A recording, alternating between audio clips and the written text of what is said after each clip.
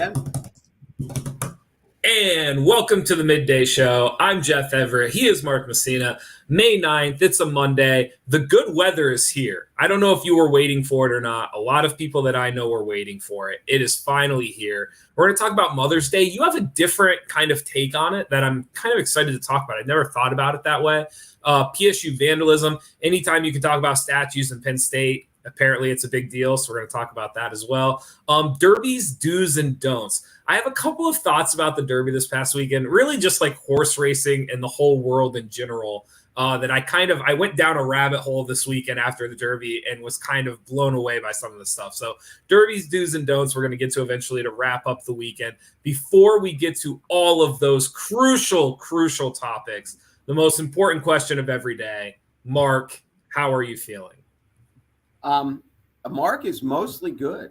You mentioned the good weather. I just had this discussion with someone today because it looks like we're going to have a good week. And you're right. The good weather is here. And I was just explaining to someone earlier today how I have just come to this point in life. I thank God for the NBA and the NHL playoffs. And I just stay inside in May.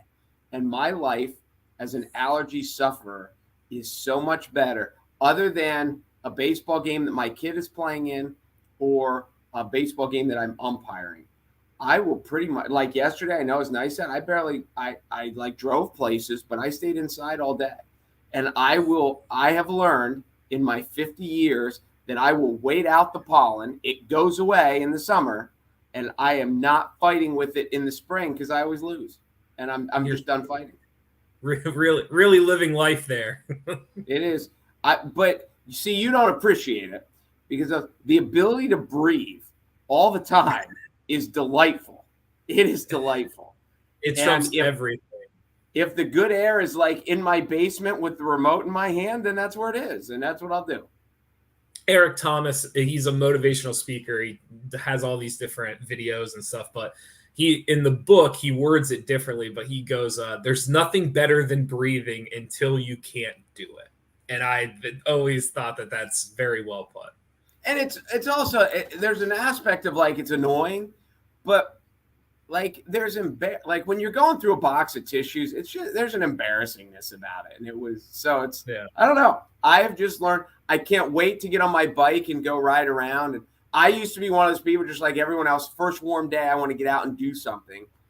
And then I would like get on my bike and I'd ride around. And then I realized how much freshly cut pollen I was ingesting. And all of a sudden I couldn't breathe. And then I was like, well, that's stupid. So now I just ride my bike in my basement and watch hockey.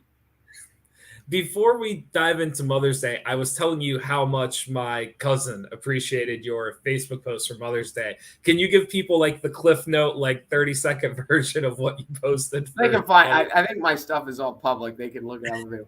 I just had a picture of me. Well, last year I took one, and my brother wasn't there. So I took one of just me and my mom, and I said that my mom wanted a picture with her favorite son, but he wasn't there, so she took one with me. And so yesterday I got the three of us, and I said how good of a mom she was, and how even though we've gone on to have varying degrees of life success, she loves us both. And for example, my brother's been unemployed for over a decade, and she still loves him just the same. So I thought it was pretty funny. Apparently some other people did too. So trying to spread a little sunshine, just not trying to spread grass pollen. That's my goal. No, kudos to you. That was a good one. Mother's Day, always interesting. The older I get, the more important Mother's Day becomes for me. Did you find that to be a similar trend? I don't know. That is interesting. See, I live with my mother, so I don't. Well, that's true too. I just noticed that the older I get, like when I was going through high school and college, I still knew Mother's Day. I still would try to, make a card or something. But it's just funny, like the older you get, the more it kind of like stands out to you, I guess. I think social media has certainly helped it too. Yeah, and I do just think that the older you get, the more you appreciate certain stuff.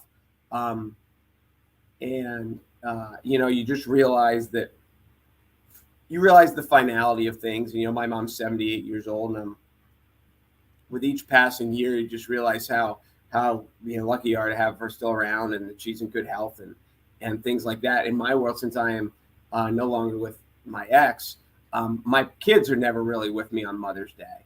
So that becomes, it's just a different, reality. But yeah, I don't know. I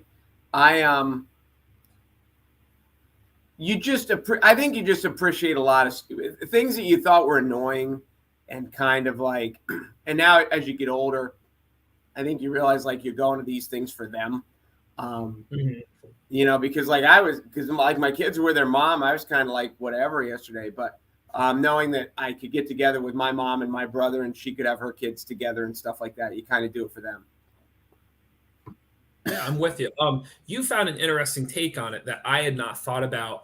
You'll get it. I don't want to necessarily dive into this, but I didn't realize it's a huge day for cemeteries. And I don't mean that to be funny at all. I just had never put two and two together that if you actually rank the day of like that people visit cemeteries, it hit me the other day when we drove by a few, like Mother's Day has to be up there.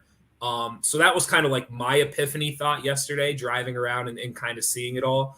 But you actually ran into a whole other study of it.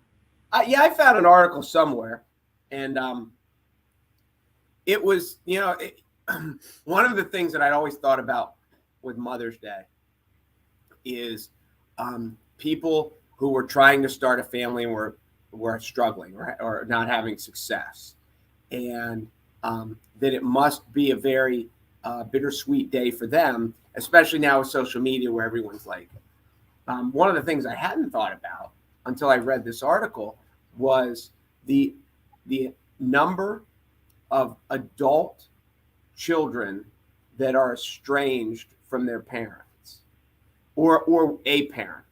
And the number, after I read the first article, then I read a second article and stuff like that. And the numbers kind of vary, but it's much higher than you would think. And the immediate thought, as the one lady, the one author of the article was a mom who had been estranged from her daughter for a while. And she said she was the dedicated, doting, mom. And she had just assumed that all estranged, when, adult children were estranged from their parents, it was because of a very negative situation, whether there was abuse or neglect or something along those lines. And they're finding out there's a variety of reasons. And abuse is certainly one of them. Like divorces and second relationships where they don't get along with the new spouse, or, that's one of them. But there's also an aspect that parents can be too involved and can be too either emotionally attached or not even necessarily controlling, but just emotionally attached. And the kids don't feel like they ever get to stand on their own until they get the hell away. And as this author pointed out, she goes, my daughter had to move to a different country before she got to a point of feeling of independence, and that the parents weren't there, judging every decision, critiquing every decision, telling them. And it is and now that I think about it, I know parents like this, that their whole life is their kids, and every step their kid makes, they have opinion or advice or suggestions, or they're there to catch them. And that they're like, some of these kids don't do it because they were unloved or they were loved badly. They do it kind of because they were overloved and they never really got to be themselves because the parents were all over them. So it is, parenthood is a very challenging thing. It's very challenging. And I think go ahead. Well, so real quick, so your point essentially is that a number of these estranged kids from their parents, it's not because their parents didn't love them. It's the opposite. Is that what you're basically getting at? Okay. I guess, and it's not, I'm not going to say that there's a majority or minority, but we just assume abuse, get the hell away. But it's not, it's you can be smothered. There's smothering. There is the latest term, the helicopter parent. But Yeah. And there's other reasons. I mean, you've seen people who latched on. Sometimes they said that the other spouse or the other partner of their kid turned them against them, which you get to controlling issues. And there are certainly people who need to control their young relationship. And the way they do that is to isolate people from their families. And so there's lots of aspects of it. But yes, there are way more of the parents who just wouldn't let the kids, they just wouldn't accept the kids as an adult, really. And that's the aspect. And one of the funny things in an article there, again, one was an article just written by a mom, and it was basically her experience and what she's learned through it. Then there was another one that I read that was statistics, and I think it was a psychology something who had really studied this. And there was some crazy number of people who even maybe not permanently estranged, but would go for over a year without hearing from their adult children. And the number was really, really high. And but only 18% of the mothers took when they had an estranged child, only 18% of the mothers actually took responsibility. It was always an outside force. It was this person's fault. It was that person's fault. It was this. So even when this situation happens, only like 1 in 5 is the parent self-reflective enough to say, yeah, maybe I was a contributing factor to this. It was a fascinating, and Mother's Day is supposed to be such a happy thing and such a celebratory thing and all this stuff. It was a very sobering article to read. Yeah. Well, it is it's probably one of the greatest tensions that we don't talk about out loud. That idea of the fact that you're kind of in control of somebody for 18 years of their life. And then at some point that tension hits its high point, and, something's going to break or bend, or either the parent's going to bend and release a little bit or vice versa. Or it's like a slow, steady from the time they're a teenager until they're fine. It is that tension of like having 100%. Most parents have 100% control until what age do you think? Like, at what age do you think parents actually start to release it? That's a good question. I don't know. You kind of feel like up through high school.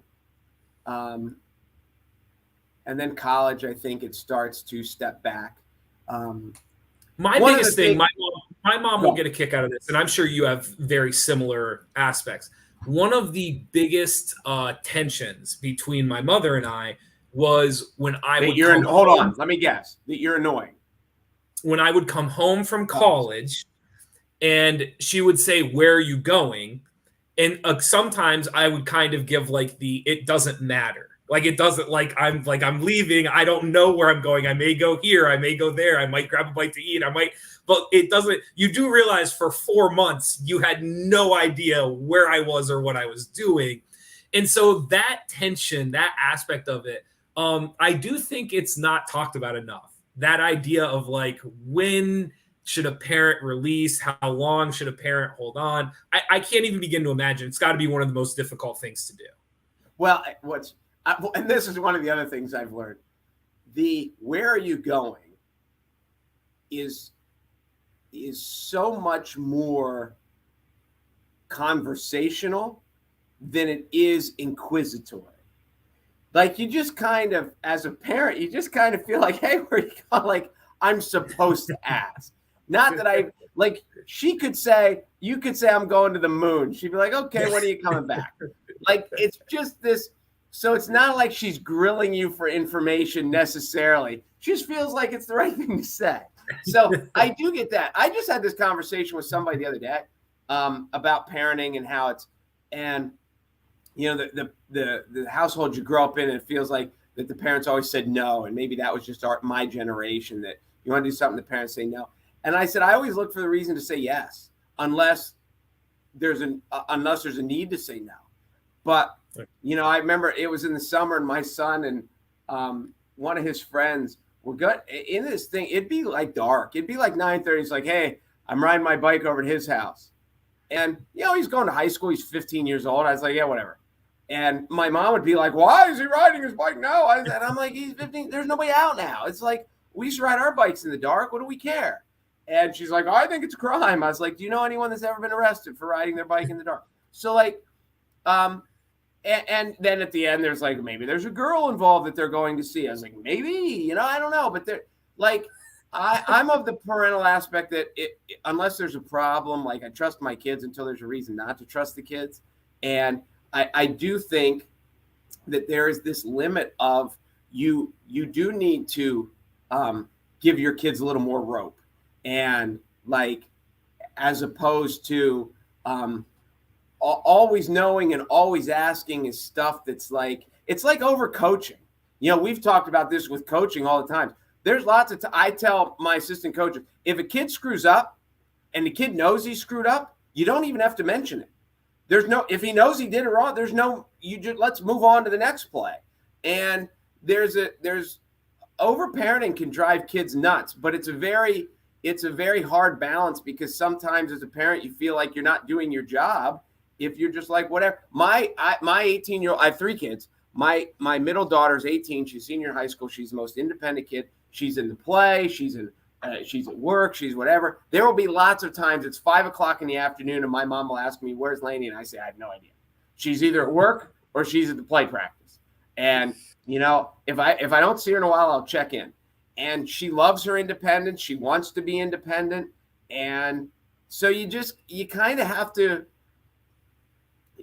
read the situation. You have to weigh it out. But I never considered that there were that many estranged relationships, and it came from, parents smothering kids. I always thought it came from parents abusing kids. Yeah, no, it's really, really fascinating.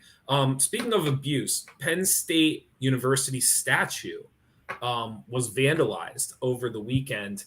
Apparently, it was right before commencement. So now they're saying there will not be any pictures at the Lion Shrine. So if anybody knows the famous Nittany Lion statue, it's right across from, I can never remember the name of the t-shirt place there. Do you know where I'm talking about? Yeah, I know exactly what you mean. And now I can't think. McCormick's? I think it might be McCormick's. Could be. Right across from there. Apparently, it was splashed with red paint across the top of its head. It's known as the famous Lion Shrine. So right now, Penn State has it fenced off. There's police investigating. They're trying to find out what happened. Apparently, Old Main and the Alumni Center were also targeted as well. Time is up painted on a door in big red letters. That's a little creepy. There was blue paint reportedly used to write death by cop, death by hazing, death by suicide, and death by PSU culture on other entranceways across the campus. So this is not just a statue thing, but it is campus vandalism is, I don't know about you. You went to Susquehanna though, so maybe it's different. I went to a state school. There was an innocence to campus vandalism that maybe isn't always seen at a bigger university. Like it wasn't uncommon to wake up in the morning and there'd be like an orange cone over top of something, or there'd be something done. I don't remember any campus vandalism, to be honest with you. Get out of here. None at all at Susquehanna. I don't remember. Really? Nothing like that. Your own campus? Well, it's not so much. I guess there's different kinds of vandalism, right? Like painting on the walls, painting on the statue. There's a what's the word I'm looking for? Not vulgar, but there's a crassness to it, maybe. Whereas crassness, I like that. Thank you. Whereas that's a good word. Whereas there is like goofiness to some things that are done on college campuses. No. Oh my gosh.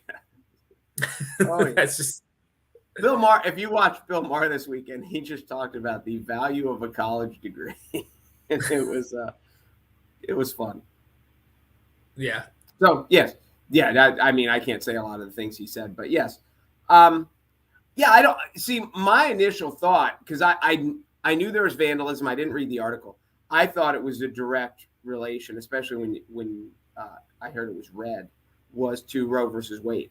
But obviously with that statement, of what did it say? Death by cops, death by whatever, and death by Penn State. Bless you. It was. I waited that one. Penn Like State, 10 minutes whatever. before we started. 10 minutes before we started the show, I was telling you I had to sneeze. I had to wait. You are so 5 minutes for that one.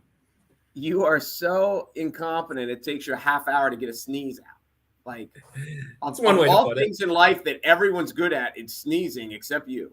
It took you a half hour. I struggle with it. So yeah, I don't know. That's obviously there's an inside story here, and we'll probably never get. You've never been involved. Like, you can't think of one time on campus where like somebody, a buddy, a friend, a group, somebody did something to the campus ever. No. No. Really? I can't. Maybe I'm old and I just can't remember it. Maybe you can't remember what it was. I don't like walking down the street and being like, oh, look, somebody. I don't know. I woke up one morning and there was a huge, the big round orange cylinders, like the traffic barriers, but they're like huge.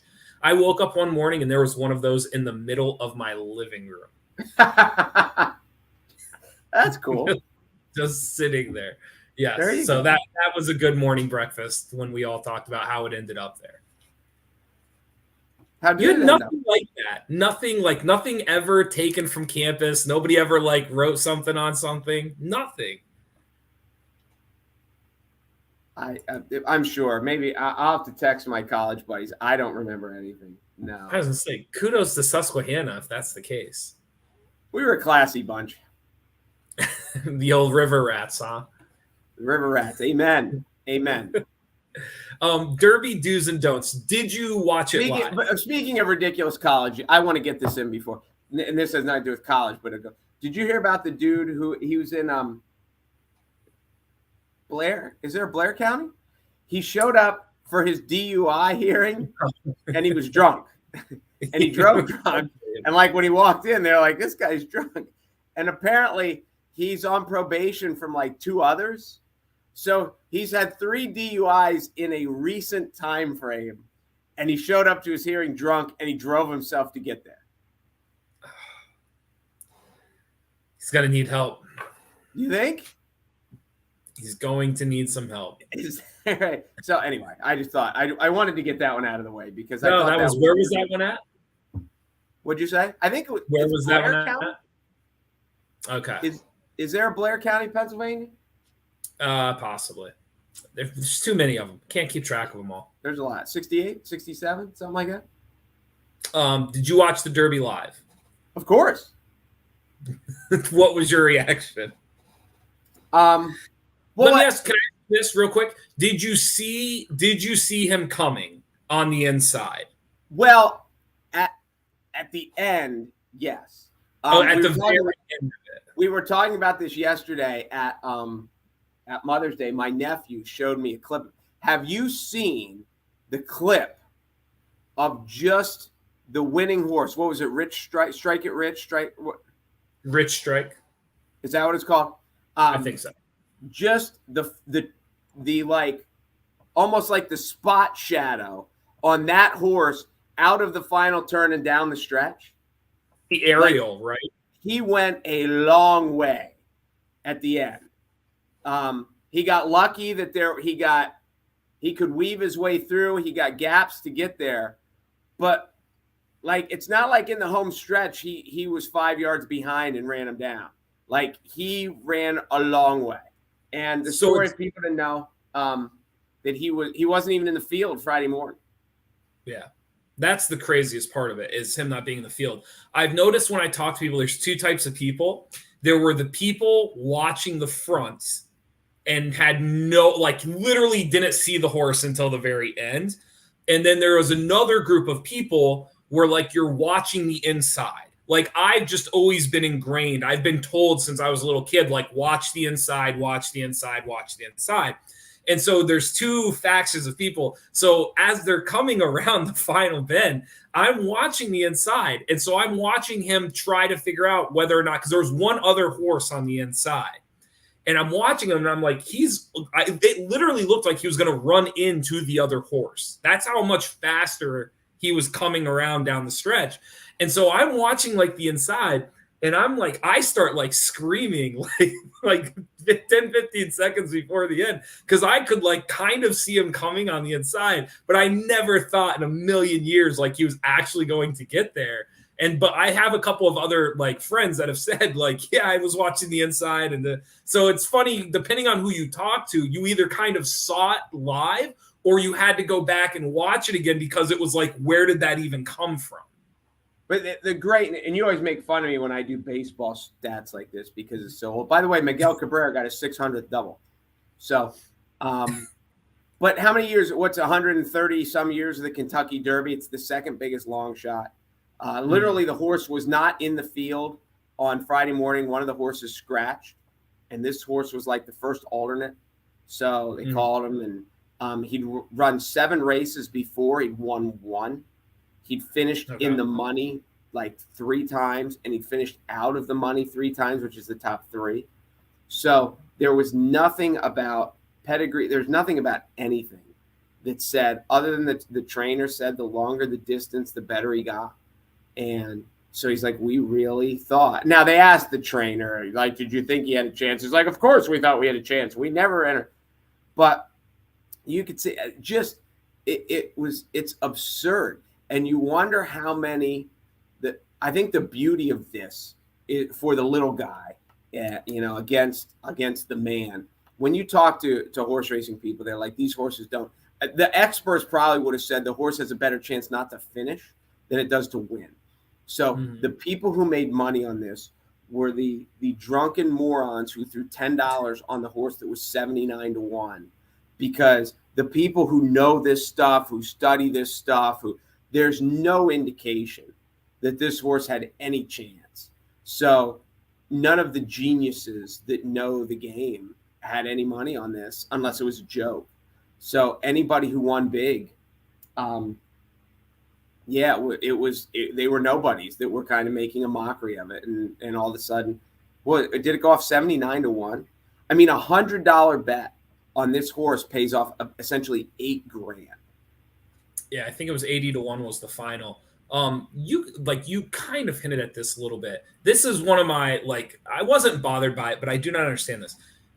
The Derby has become an absolute frat party. And don't get me wrong, yes. I'm not saying like 10, 15 years ago, like there wasn't alcohol and there wasn't booze and there wasn't partying, but this has become, it's just hidden in like suits and hats, but it's really just a glorified frat party for the richest people in America. Well, yes, but like when I've never been to the Kentucky Derby, I've never been to the Belmont, but I've been to the Preakness multiple times in Baltimore.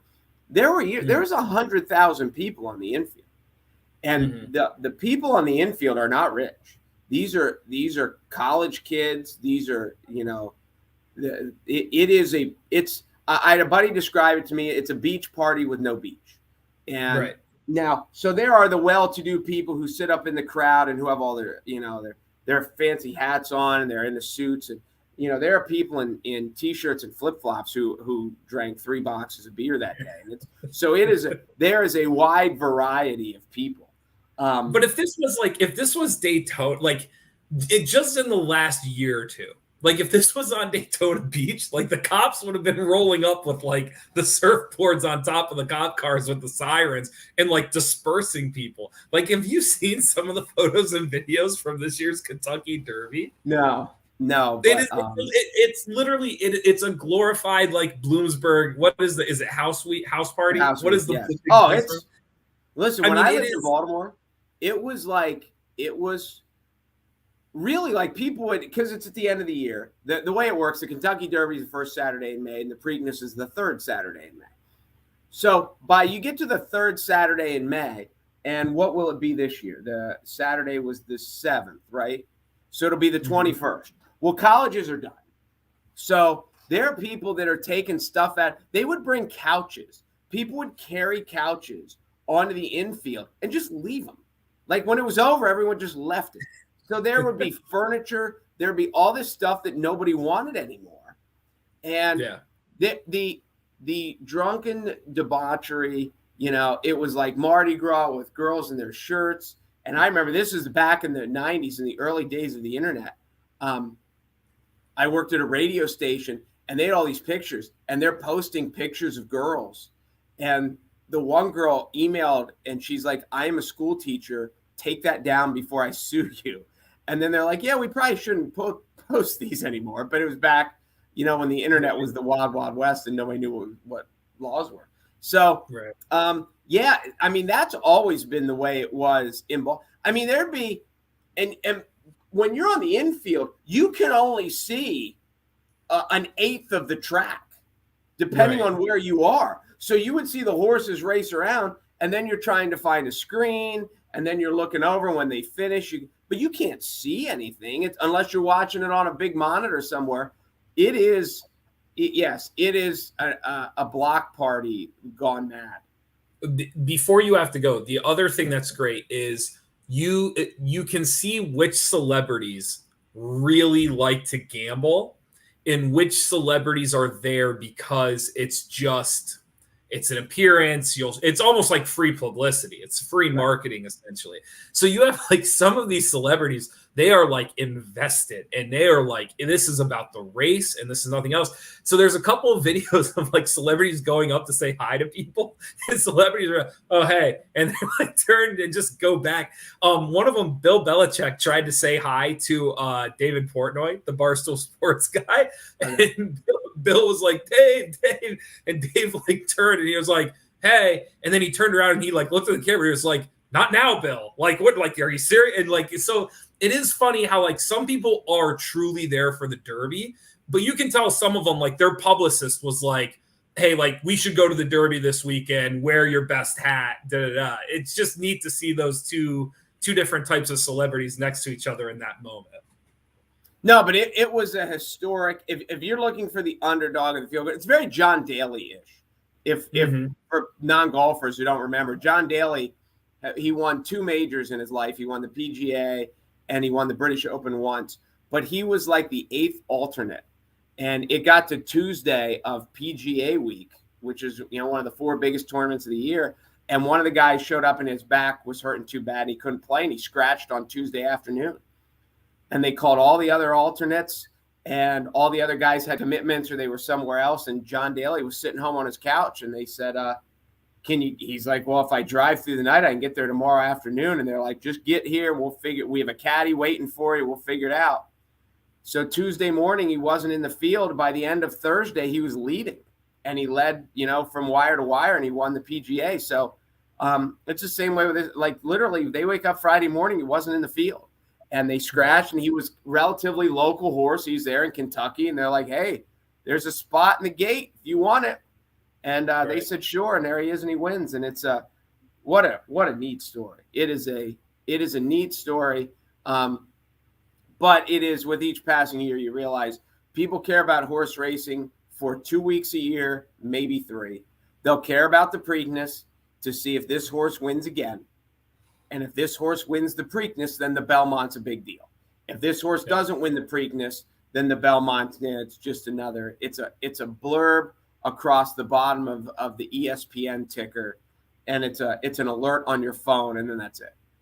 Yeah, no, I'm with you. Anything else before you got to run? Hockey. You want to talk about hockey? I'm good. This is I'll throw this out there. This is crazy. Even you don't know anything. Last night, every home team won. Okay. Tonight, every home team is an underdog. Now, they're different teams, but these are like, it's game 4. So the higher seeds are on the road, but they're all down. And, Colorado's up. But it's, yesterday, home ice dominated. And tonight, all the home teams are underdogs. And it's just like, really? Yeah. It's a fascinating, because you've seen in the NBA like home court's really holding out right now, and the home teams are playing very well. If the home teams win tonight, I think it's only the second time that every series will be 2-2 in the second round. Golden State won't be. You don't think so? Golden State's already up 2-1. They're at home. They stole one on the road. I'm sorry. I apologize. Yes, Memphis one. Sorry about that. But it'll be the first time that all the series. It's the second time. I think it's the second time, but it's the first time in this format that all of the series would have been 2-2, meaning the 7-game series in the first. And round. you just see like in games 1 and 2, they were like, these might be over quick. And you thought they could steal one at home. Lots of times they steal one at home, but the home teams have played really, really well in basketball. In hockey, it's been much more back and forth. But yesterday, the home team should, and they weren't close. Like, it wasn't like they won 3-2 in overtime. So it's interesting that the odds makers are saying that the trend will totally flip in 24 hours. And, we'll see. That's why they play the game. Thank you guys for watching the Midday Show. Be sure to go to NorthcentralPa.com for all of your local news. It was a bad weekend for my Canadian teams, too. They do better on weekdays. My Canadian teams. I'm Jeff Everett. He's Mark Messina. We will see you guys tomorrow. See ya.